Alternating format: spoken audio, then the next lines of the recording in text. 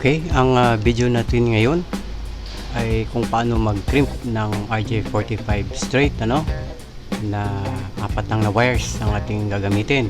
Okay, so sa nakikita ninyo, ano, RJ45 na plug, yung gagamitin lang natin dyan ay yung 1, 2, 3 at saka yung ika number 6 na pin.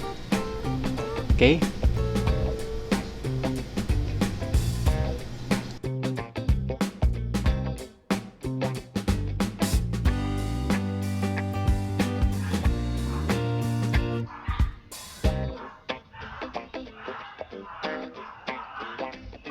Okay, so dito ginagamit ang isang straight through connection, ano? So yung router ay kinakabit siya doon sa may PC, no? Tapos yung hub papunta rin sa PC. Tapos yung switch papunta rin sa PC.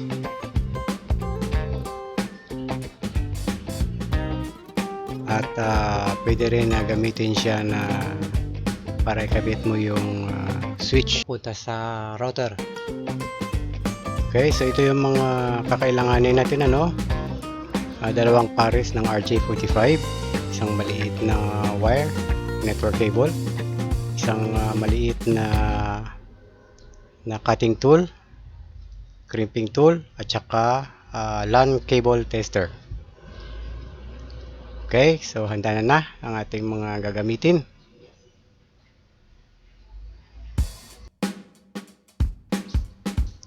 Okay, so yan yung magsisilbing guide natin, ano?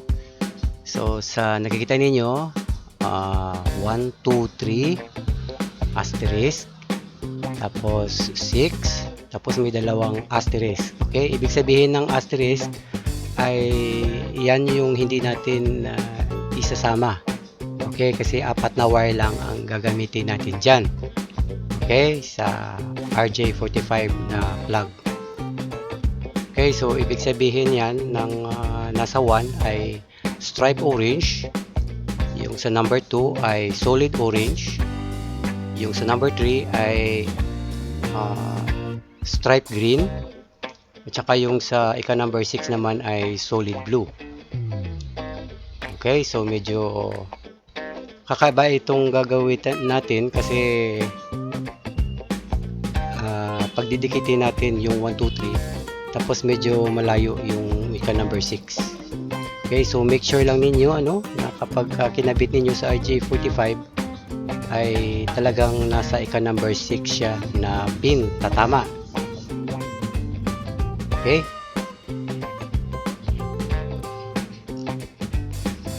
so ganun din kung paano ginawa natin doon sa may 8 pin, ano. So dito ganun din ay kunan lang natin yung mga wire, tapos gagamitan natin ng crimping tool, ano, para pantay-pantay kapag pinapasok na natin doon sa may RJ45 na plug. Okay, so ganyan yung magiging position niya. Okay,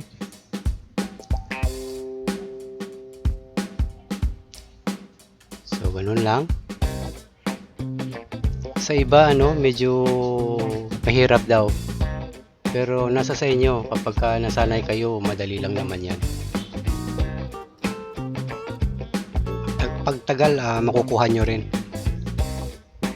Okay, so ganun lang pag crimp, ano, higpitan nyo ng maigi, ano, para sigurado yung connection nya.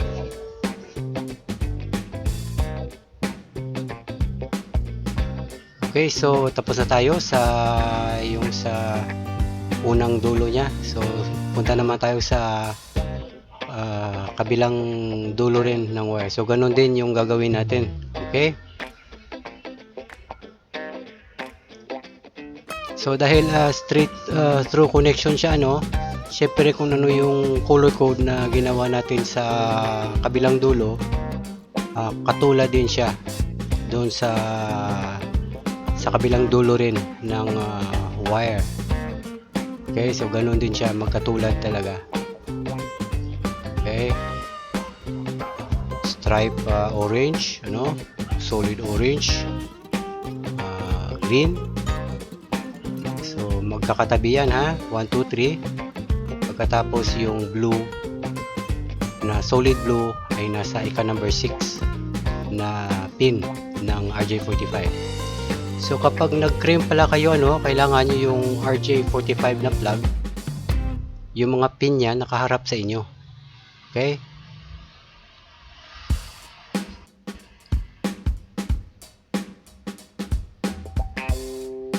Yan. Tingnan ninyo. Yung mga pin kailangan nakaharap sa inyo. Ganyan kayo kung paano ipasok yung mga wire. Okay, so make sure lang ninyo na yung blue na solid ay tatama sa doon sa ika number 6.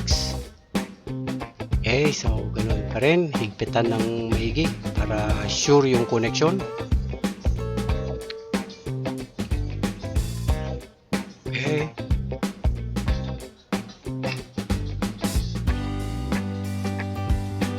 Tapos hilahin nyo na lang yung wire para makuha siya.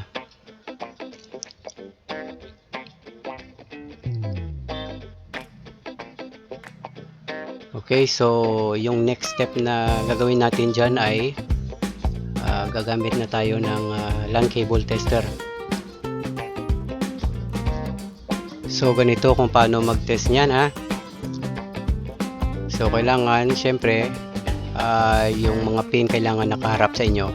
Okay, so kung nakikita niyo magkapareho siya, hindi ba? So ikakabit na natin yung cable tester. So kailangan sabay-sabay siya ha. Kapag umilaw, kailangan sabay-sabay iilaw. Iilaw yung number 1, tapos iilaw din yung number 1 sa kabila. Sabay siya dapat. Okay? Nakita niyo? So number 1, 2, 3, tapos yung number 6 naman. 1, 2, 3, 6. Sabay na umiilaw. Okay, so ganun kung paano mag-test. Okay, yung kapag straight through connection yung ating network cable. Okay, so maraming salamat. Sana ay nakadagdag na naman sa itong video na to para sa inyong kaalaman tungkol sa kung paano mag crimp ng RJ45 straight through connection na 4 lang na wire ang ating ginamit. Okay, so maraming salamat at hanggang sa ulitin. Okay?